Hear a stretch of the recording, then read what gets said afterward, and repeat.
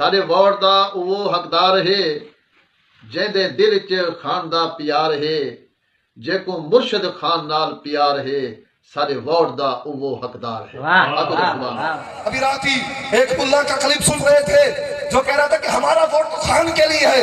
میں نے کہا بچوں یاد رکھ، میرے محبوب نے فرمایا المرء مع من حب یوم القیامہ، فرمایا قیامت والے دن آدمی کا حشر اسی کے ساتھ ہوگا جس کے ساتھ وہ دنیا میں پیار کرتا ہوگا۔ بے غیرت ہے یار، ساری زندگی دین کے نام پر کھایا اور اب جا کر سرکار کے گستاخوں کے ساتھ جا کر بیٹھے۔ ووٹ دینے سے پہلے اس حدیث پاک کو سنیے، سن کر آگے پھیلائیے۔ ہمارے آقا علیہ السلام نے ایک جگہ لشکر بھیجا، اس لشکر میں ایک بندے کو امیر بنا کے بھیجا۔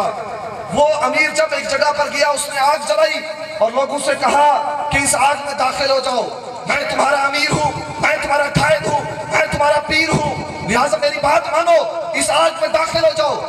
تو کچھ لوگوں نے کہا چلو ہم اس کی بات مانتے ہوئے آگ میں داخل ہو جاتے ہیں، لیکن دوسروں نے کہا انما فررنا منہا، ہم نے آگ سے بچنے کی خاطر اپنے محبوب کا کلمہ پڑھا تھا، تم ہمیں پھر آگ میں دھکیلنا چاہتے ہو؟ ہم نے تو کلمہ اس لیے پڑھا تھا کہ آگ سے بچ جائے اور تو ہمیں پھر آگ میں دھکیلنا چاہتا ہے۔ ہم تیری بات نہیں مانتے۔ ہم بھی ان 2 نمبر بے غیرت پیروں کو کہتے ہیں ارے ظالمو، ان بھولے بھالے لوگوں نے تمہاری بیعت اس لیے نہیں کی تھی کہ تم ان کو جا کر پھر جہنم میں ڈال دو، انہوں نے تمہاری بیعت اس لیے کی تھی کہ اللہ بھی راضی ہو جائے، اس کے رسول بھی راضی ہو جائے۔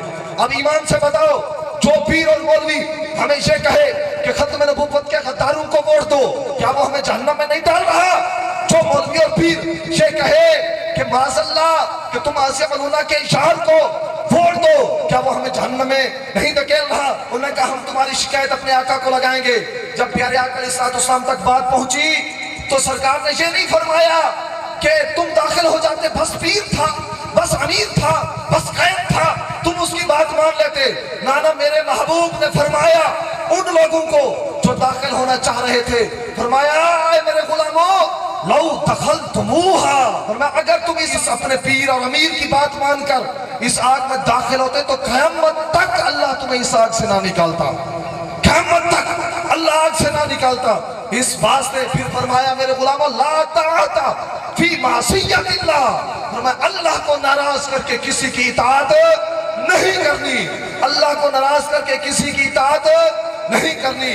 ارے جانو، اپنے آقا کو ناراض کر کے کس کو راضی کرنا چاہتے ہو؟ خدا را سمجھو، یہ لوگ ہمارے نہیں ہیں، جنہوں نے اسلام کا نام استعمال کیا ہے، ورنہ یہ ہمارے نہیں ہیں۔